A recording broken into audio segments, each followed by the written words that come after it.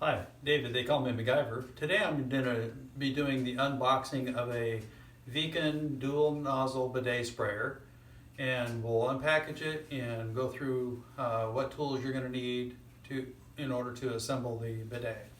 So hang tight and we'll get started. So this is the Veken Ultra Slim dual nozzle bidet sprayer. I'm going to open it up here. See what the contents are. So that is the bidet itself. Looks like the owner's manual. We'll open that up.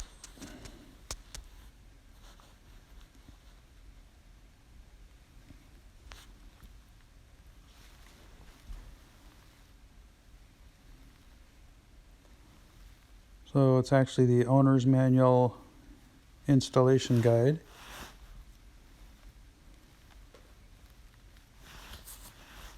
These are that's Teflon tape, and then these are the stoppers for the toilet seat so that you can get it level after you've installed the bidet. And that's the T-valve. This is the braided supply line. So we'll pull the bidet out of its package. And these are the covers that go over the top where your toilet seat screws go through. And it's got two little rubber non-slip pads that go underneath the bottom of the bidet before those rings go in. So that's the owner's manual and installation guide.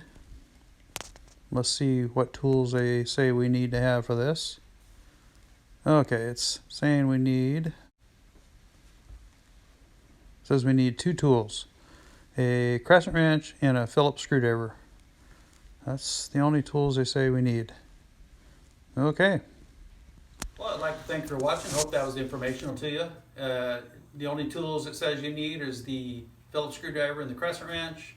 I'll put a link in the description down below. Just click the little more and the link will pop up, and you can actually get that bidet online, and it's under $40, so it's very reasonable.